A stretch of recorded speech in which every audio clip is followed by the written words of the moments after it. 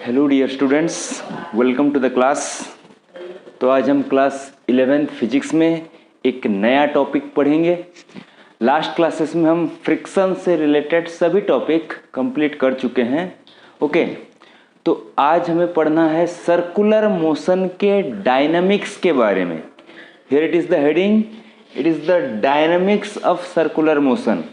हम ऑलरेडी हर एक चैप्टर में डिस्कस करते हुए आ रहे हैं, जब से मैकेनिक्स स्टार्ट किए हैं, जब से मोशन पढ़ना स्टार्ट किए हैं, कि हम काइनेमेटिक्स में मोशन के बारे में पढ़ते हैं। मोशन में होता क्या है, कैसे होता है, ये सब हम पढ़ते हैं। पर क्यों होता है, what is the cause of motion, उसके बारे में हम डायनेमिक्स में पढ़ते हैं। ठीक है, तो सर्कुलर मोशन के बारे में हम कुछ ना कुछ पढ़े थे पहले से, जहाँ पे हम डिस्कस किए थे angular displacement, angular velocity, angular acceleration, uniform circular motion, ये सब बातें हम वहाँ पे डिस्कस किए थे। और एक बात, सेंट्रीपेटल एक्सेलरेशन के बारे में वहाँ पे बात किए थे, और उसका मैथमेटिकल जो डेरिवेशन था उसको भी वहाँ पे देखे थे। ठीक है, तो आज हमें पढ़ना है उसी सर्कुलर मोशन के डायनेमिक्स के बारे में, कि सर्कुलर मोशन में फोर्स कौन सा इन्वॉल्व हो रहा है। ठीक है, उस फोर्स के बारे में पढ़ेंगे, और आज का जो टॉपिक होगा वो ये सब हम कवर करेंगे। आज हम पढ़ेंगे सबसे पहले सेंट्रीपेटल फोर्स के बारे में, इन डिटेल्स में जाएंगे उसके बारे में। After that here it is circular motion of a car, और किसी भी व्हीकल का circular motion, four wheeler generally, of a car on a level road, देखेंगे ये टॉपिक। व्हेन उसके बाद circular motion of that car on A banked road.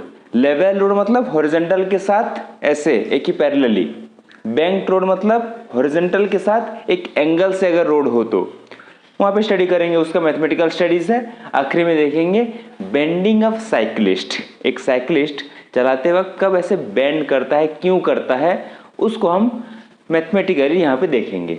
Okay, so let's start the topic dynamics of circular motion. सबसे पहले हमें जानना है centripetal force के बारे में। ओके, क्योंकि हम ऑलरेडी पढ़ चुके हैं सेंट्रीपेटल एक्सेलरेशन की बात, कि सेंट्रीपेटल एक्सेलरेशन होता क्या है, क्यों होता है, होता क्या है, ये तो हम देख चुके हैं। साथ में ये भी देखे थे कि क्यों होता है सेंट्रीपेटल एक्सेलरेशन। ओके, मैं यहाँ पे रिकॉल कर देता हूँ कि सर्कुलर मोशन में डिफरेंट टाइप्स ऑफ एक्सेलरेशंस होते हैं। एक होता है एंगुलर एक्सेलरेशन, पढ़े थे उसके बारे में, अल्फा। एक होता है टेंजेंशियल एक्सेलरेशन, ये भी पढ़े थे कि अगर एक बॉडी सर्कुलर मोशन कर रहा है और हर एक पॉइंट पे उसका जो वेलोसिटी होगा ऐसे, यहाँ पे वेलोसिटी v1 है, यहाँ पे वेलोसिटी v2 है। ठीक है, तो अगर वेलोसिटी का मैग्नीट्यूड, दैट मीन्स स्पीड अगर चेंज होते हुए जाए due to the change in magnitude of velocity, जो एक्सेलरेशन उसके साथ एसोसिएट होगा, that is the tangential acceleration. ये हम पढ़े थे, उसका डायरेक्शन टेंजेंशियली होता है, एक्सेलरेशन में, रिटार्डेशन में अलग अलग। ठीक है ये बात। तो अब वेलोसिटी का डायरेक्शन हर एक पॉइंट पे चेंज हो रहा है। चलो यूनिफॉर्म सर्कुलर मोशन भी अगर है तो स्पीड हर पॉइंट पे इक्वल, पर वेलोसिटी हर एक पॉइंट पे चेंज होता है, क्योंकि हर एक पॉइंट पे हम टेंजेंट ड्रॉ करते हैं, और along the tangent it will give the direction of velocity at that particular point. So we can say velocity of the body, circulating body, changes, it changing at every point. हर एक point पे change होता है। Change होता है direction मतलब velocity change हो रहा है। वेलोसिटी चेंज हो रहा है मतलब एक एक्सेलरेशन होगा डेफिनेटली। उसी एक्सेलरेशन को हम यहाँ पे बोल रहे हैं सेंट्रीपेटल एक्सेलरेशन।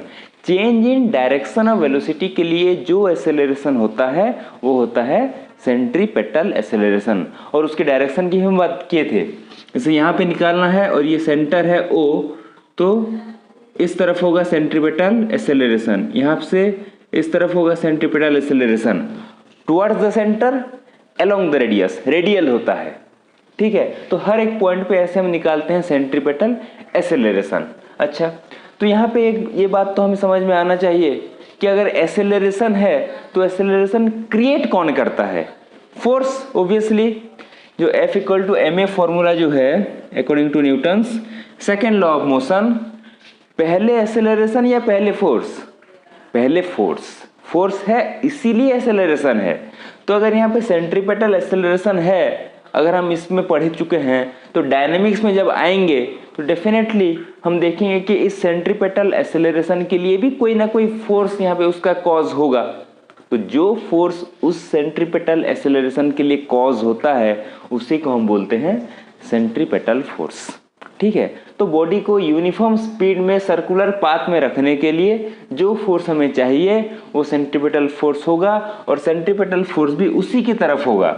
जैसे ये सर्कुलर मोशन हो रहा है तो ये सेंट्रीपेटल फोर्स का डायरेक्शन भी वही होगा, अलोंग द रेडियस। रेडियल होता है टुवर्ड्स द सेंटर, बॉडी से सेंटर की तरफ, अलोंग द रेडियस, ये होता है सेंट्रीपेटल फोर्स का डायरेक्शन। तो by using this formula we can calculate centripetal force as m into acceleration का फॉर्मूला कुछ ऐसे पढ़े थे, here it is AC equal to v square by r और r omega square. Okay, v square by r और r omega square. So यहाँ पे ये r रेडियस है इसका सर्कुलर पाथ का, ओमेगा इसका एंगुलर वेलोसिटी है, एंगुलर वेलोसिटी ओमेगा है, और v इसका लीनियर वेलोसिटी है। ओके, ये सभी रिलेशन हम निकाल चुके हैं पहले से, लीनियर वेलोसिटी v। ठीक है, तो these are the formula, v square by r और r ओमेगा स्क्वायर। ठीक है, तो इसको यहाँ पे यूज कर सकते हैं एक्सेलरेशन की जगह पे। सो it is mv square by r और उसको लिख सकते हैं mr ओमेगा स्क्वायर। क्लियर है ये बात? तो इस तरह से हम निकाल सकते हैं सेंट्रीपेटल फोर्स। बहुत ही इंपॉर्टेंट फॉर्मूला, इसको याद रखना है। सेंट्रीपेटल फोर्स डायरेक्शन क्या होगा? Radial, that means along the radius towards the centre. Clear है? तो this is centripetal force mv square by r mr omega square. Okay, तो अब सेंट्रीपेटल फोर्स के बारे में एक और जरूरी बात यहाँ पे हमें कंसेप्ट की तौर पे जान लेना चाहिए। हम यहाँ पे एग्जाम्पल देखेंगे सेंट्रीपेटल फोर्स का। ओके, ये तो एक फोर्स हम बोल दिए, अब एग्जाम्पल कैसे देखेंगे? तो पहले हमें ये समझ जाना चाहिए, कंसेप्ट क्लियर हो जाना चाहिए, इसको नोट कर लेंगे कि ये सेंट्रीपेटल फोर्स है, सेंट्रीपेटल फोर्स इज नॉट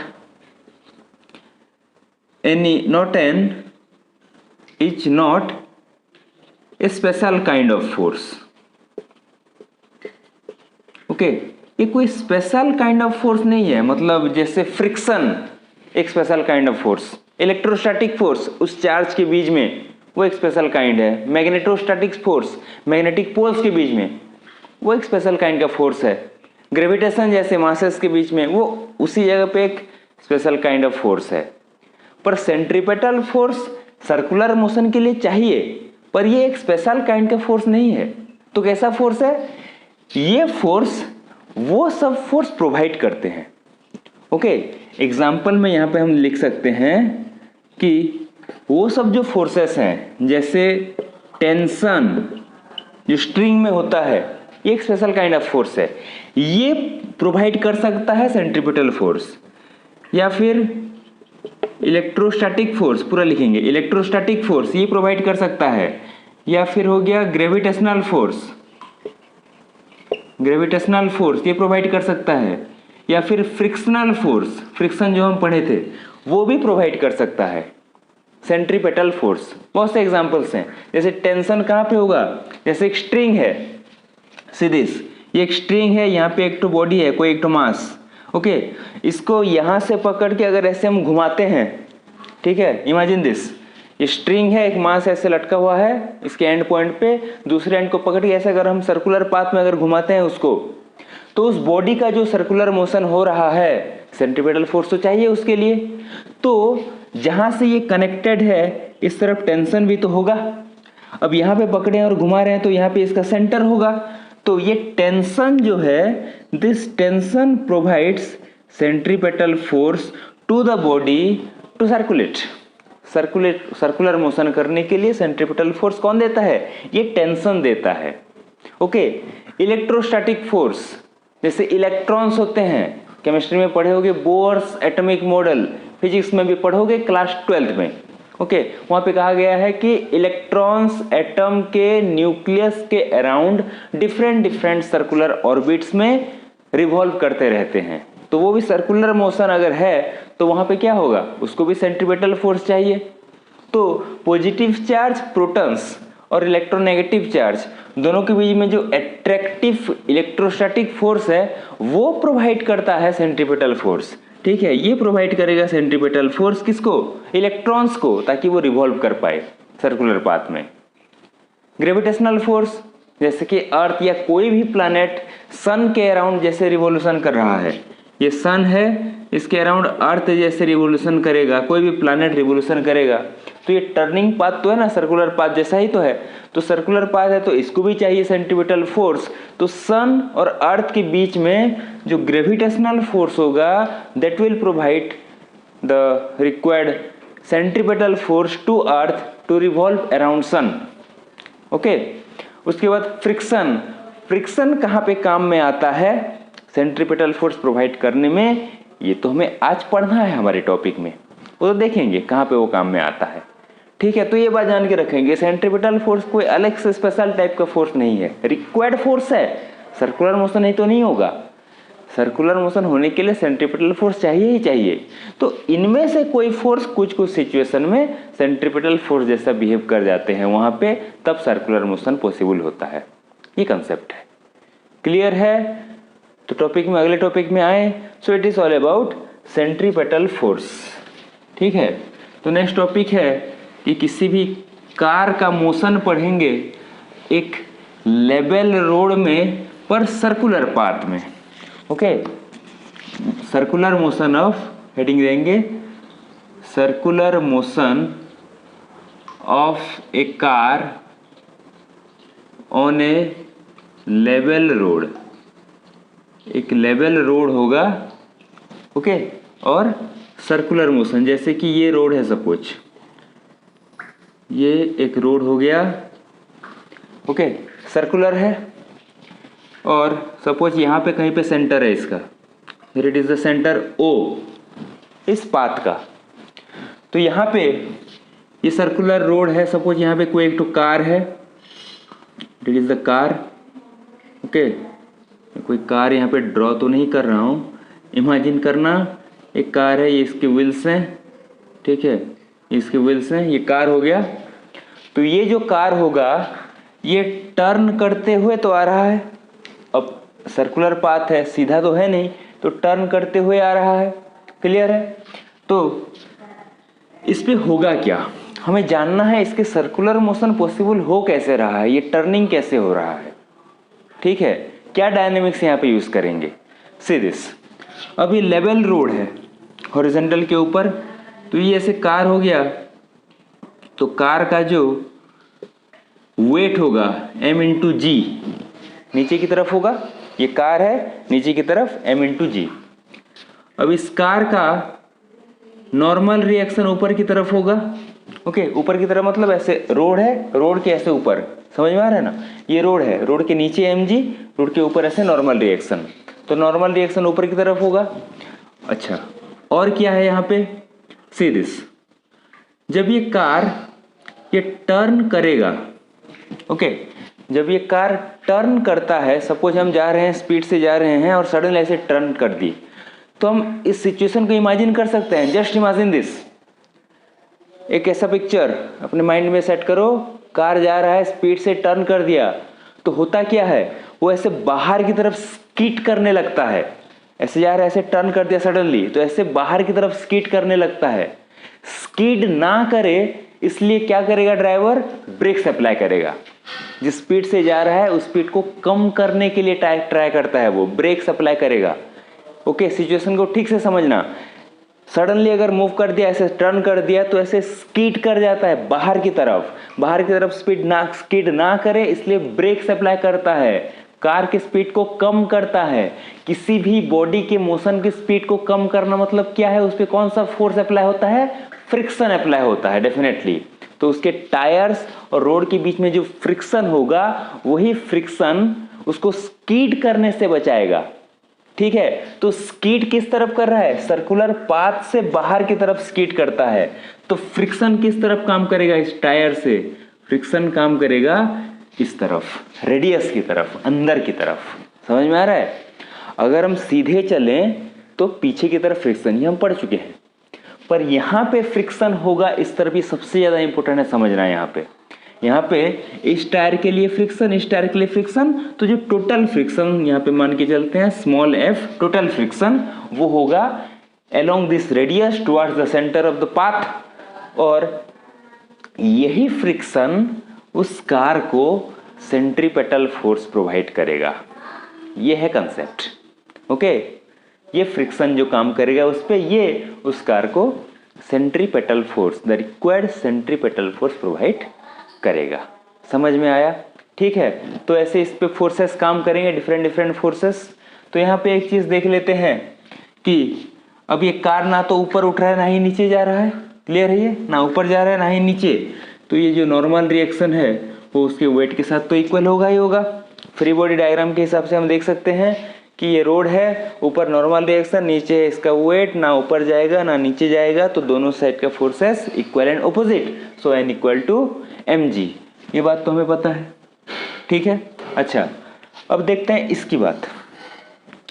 ये फोर्स ऑफ फ्रिक्शन है, तो फोर्स ऑफ फ्रिक्शन होता क्या है, F इक्वल टू ये म्यू इंटू एन होता है।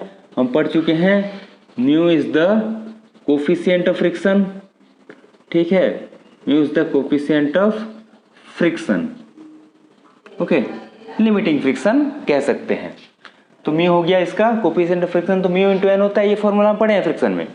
अच्छा, अब देखते हैं कि ये कार टर्न करने के लिए ये फ्रिक्शन ही इसको क्या प्रोवाइड करेगा, सेंट्रीपेटल फोर्स प्रोवाइड करेगा। अगर इस पाथ का रेडियस r है, ठीक है, ये कार मूव कर रहा है विद वेलोसिटी v, इसका मास तो m हम ले चुके हैं, v वेलोसिटी से मूव कर रहा है, r है इसका रेडियस पाथ का, मास है इसका m, तो सेंट्रीपेटल फोर्स कितना होगा, mv स्क्वायर बाय r अभी निकाले हैं। This is the centripetal force. तो इस सेंट्रीपेटल फोर्स से ग्रेटर और इक्वल टू होना चाहिए ये फ्रिक्शनल फोर्स। सीरियस, अगर सेंट्रीपेटल फोर्स से जितना चाहिए, जितना सेंट्रीपेटल फोर्स इसको चाहिए कि वो टर्न कर पाए सर्कुलर पाथ में, अगर उससे कम फ्रिक्शन होगा तो टर्न नहीं कर पाएगा, वो स्किड ही करेगा। ओके, वो आगे ऐसे निकल जाएगा, टर्न नहीं कर पाएगा। तो टर्न करने के लिए उसको कितना फ्रिक्शन चाहिए कि जितना उसका सेंट्रीपेटल फोर्स चाहिए सर्कुलर मोशन कर पाने के लिए उतना हो या उससे ज्यादा हो। ठीक है, तो ये कंडीशन होना चाहिए, ये कंडीशन चाहिए उसको टर्न करने के लिए। ओके, तो यहाँ पे ऐसे लिख सकते हैं हम F की जगह पे mu n greater than equal to mv square by r, that implies mu n की जगह पे mg, mu mg is greater than equal to mv square by r। ठीक है, ये दैट इम्प्लाइज m कैंसिल होगा तो v square is less than equal to, see this, v square is less than equal to, here it is mu g into r।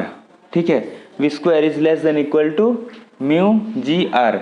ठीक है, ये बात that implies यहाँ पे अगर हम निकालें maximum, see this, maximum velocity of car to turn safely, maximum velocity of car to turn safely, तो ये होगा v is equal to v maximum is equal to mu g r इसका square root. ठीक है, तो इतने से अगर इस मैक्सिमम वेलोसिटी से ही वो टर्न कर सकता है। ओके, इसी वेलोसिटी से वो टर्न कर सकता है सेफली। ओके, इससे ज्यादा होगा तो वहां पे गड़बड़ होगा। ओके, ज्यादा स्पीड से भी जाएंगे तो नहीं होगा ना, स्लो करना है। इससे ज्यादा हो गया तो टर्न करना मुश्किल होगा, स्किड कर सकता है। ठीक है, तो ये हो गया मैक्सिमम इतना स्पीड उसको चाहिए सेफली टर्न करने के लिए, यहां से हमें मिला। Okay, so it is about that circular motion of car on that level road. ये लेवल रोड है, हॉरिजॉन्टल के साथ ऐसे लेवल रोड है। ठीक है, ये बात क्लियर है कैसे हम मैक्सिमम वेलोसिटी निकालते हैं सेफली टर्न करने के लिए। ओके, तो ये चीज़ यहाँ पे समझना है क्यों फ्रिक्शनल फोर्स उसको सेंट्रीपेटल फोर्स प्रोवाइड किया। ठीक है, अब नेक्स्ट टॉपिक है कि उसी कार का वही सर्कुलर मोशन होगा पर जो रोड होगा वो बैंक्ड होगा। बैंक्ड मतलब हॉरिजॉन्टल के साथ एक एंगल से, ये कुछ ऐसे होता है, सी दिस।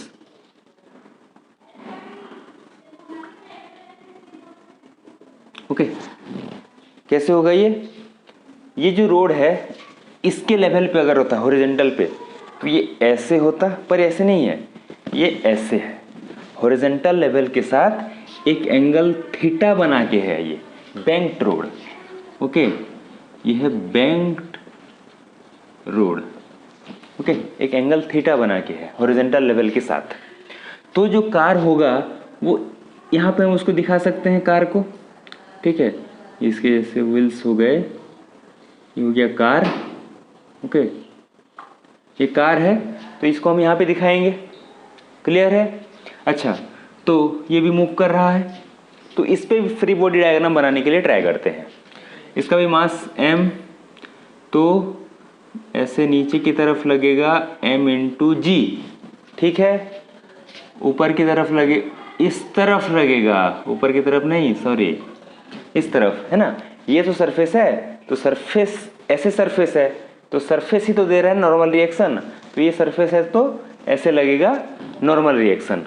ठीक है, और इस कार पे टायर तो यहाँ पे है, तो जो फोर्स ऑफ फ्रिक्शन लगेगा वो इस सर्कल के ऐसे रेडियस की तरफ, इस तरफ ऐसे फोर्स ऑफ फ्रिक्शन लग रहा होगा।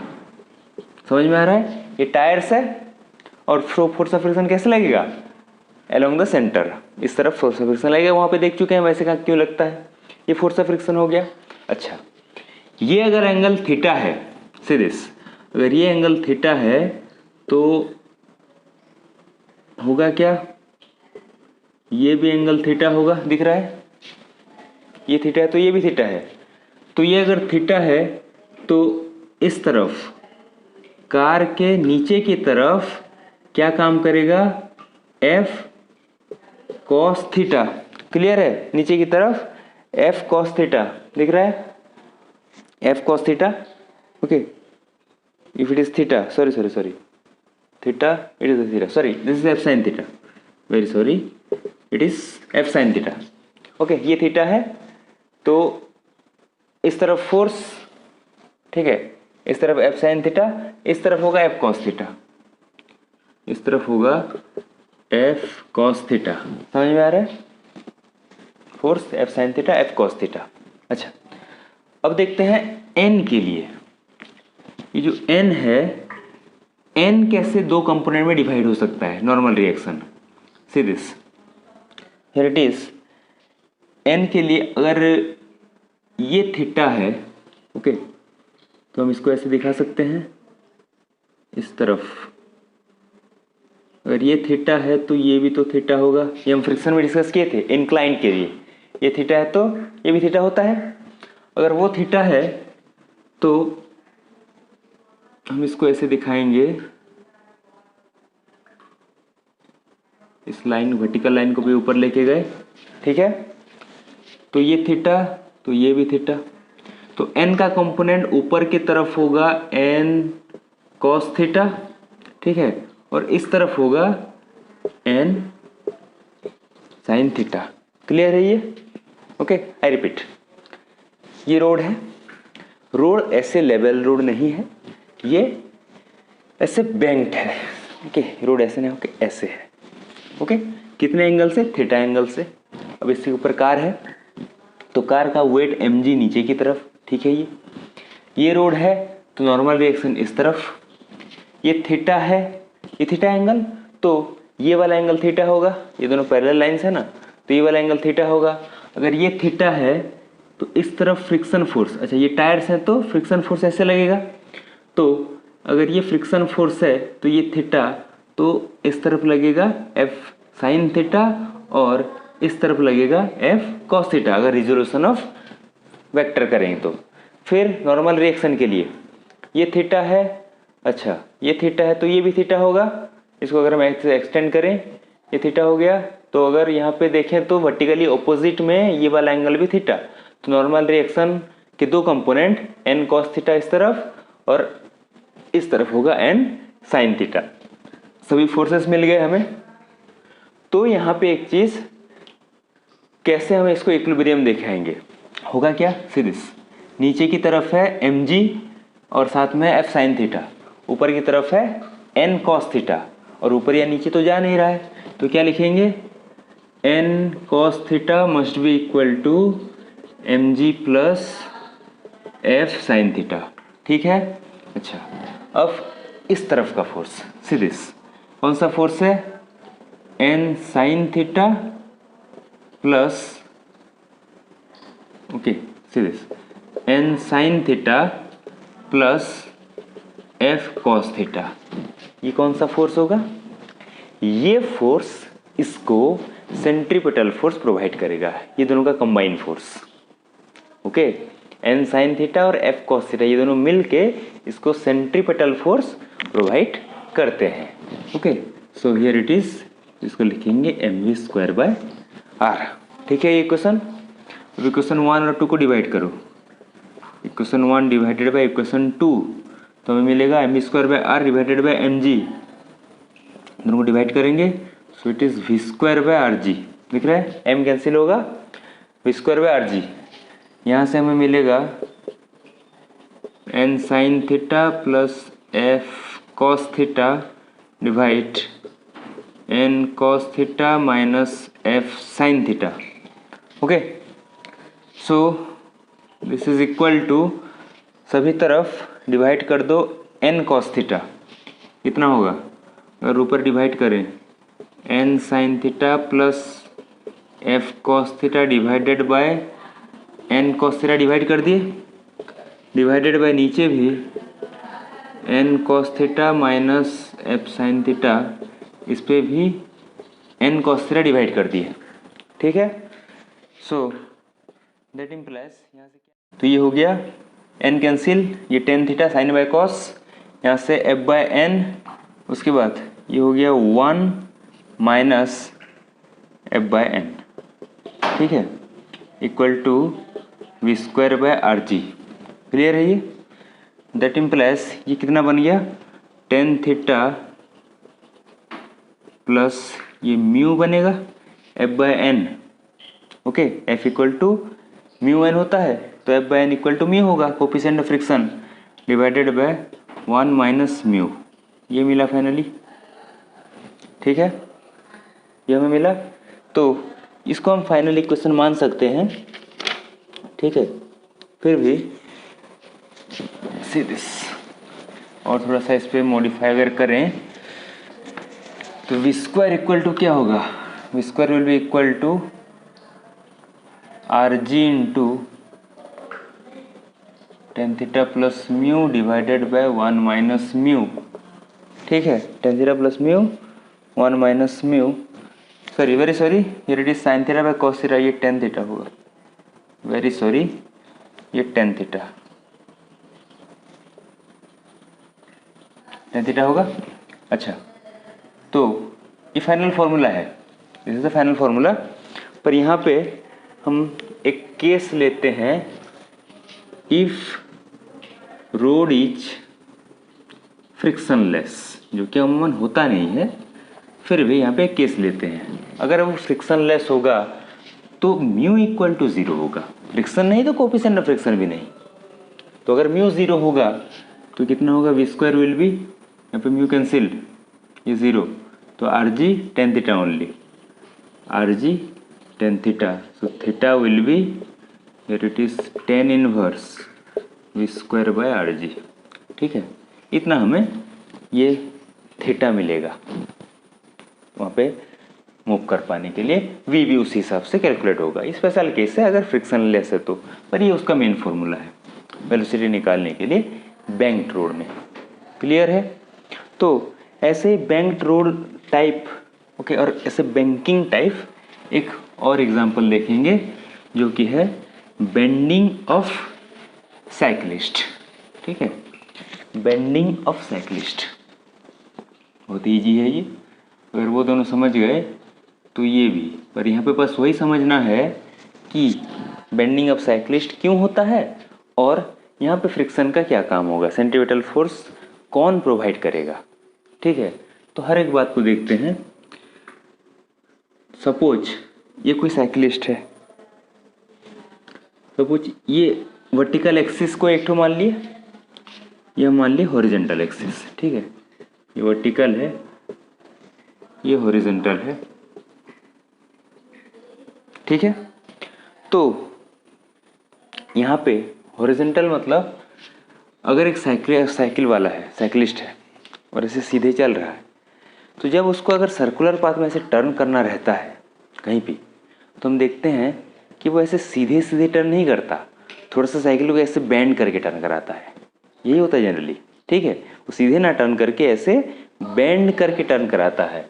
तो सपोज वो ऐसे मूव करते हुए आ रहा है और यहाँ से वो अपने साइकिल को ऐसे एक एंगल से, सपोज वर्टिकल से वो थीटा एंगल से टर्न किया, ऐसे वर्टिकल से थीटा एंगल से वो टर्न करके ऐसे वो सर्कुलर पाथ में घूमेगा, ओके। तो ये साइकिलिस्ट है, वो बेंड इसलिए करता है क्योंकि उसके पास जो टायर्स हैं, टायर्स और रोड के बीच में जो फ्रिक्शन होगा वो उतना सफिशिएंट नहीं होता कि उसको सेंट्रीपिटल फोर्स प्रोवाइड कर पाए, okay.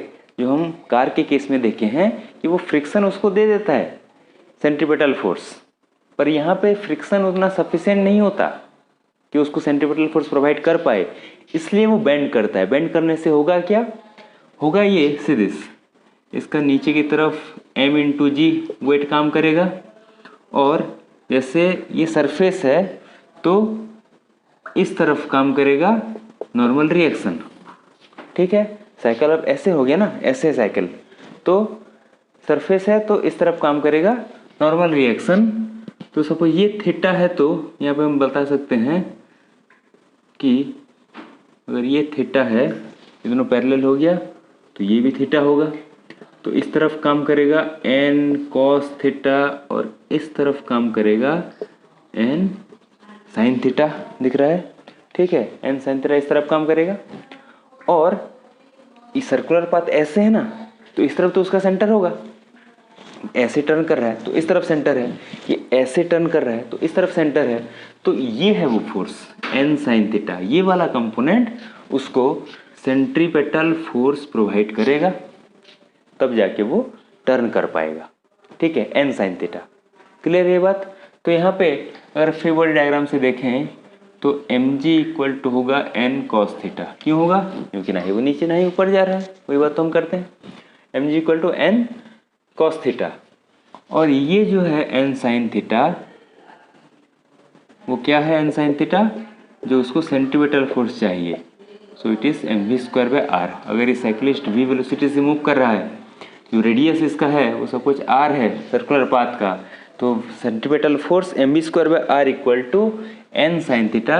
So here it is, that implies, अगर यहाँ पे डिवाइड कर दें तो फिर से v²/rg, ठीक है, equation 2 divided by 1, equation 2 divided by 1 अगर कर दें तो m cancel, v²/rg will be equal to, देखो यहाँ पे हो जाएगा tan थीटा, ठीक है, n कैंसिल tan थीटा, तो theta will B tan inverse v²/rg। ये फॉर्मूला बहुत इंपॉर्टेंट है बेंडिंग ऑफ साइक्लिस्ट का, ये मेन फॉर्मूला कि इतने एंगल से वो बेंड होके टर्न ले सकता है। अगर वो v वेलोसिटी से जा रहा है, r है उस सर्कुलर पाथ का रेडियस, तो इतने एंगल से वो बेंड होके टर्न करेगा, ठीक है। सो it is bending of cyclist. तो डायनेमिक्स ऑफ सर्कुलर मोशन से हम सेंट्रीपिटल फोर्स के बारे में जाने, और यहाँ पे 3 different examples of car motion and here bending of cyclist, ठीक है। पर डायनेमिक्स ऑफ सर्कुलर मोशन यहाँ पे ख़त्म नहीं होता, नेक्स्ट क्लास में और भी कुछ टॉपिक्स उसके रिलेटेड जानना बाकी है, वो नेक्स्ट क्लास में देखेंगे, ठीक है।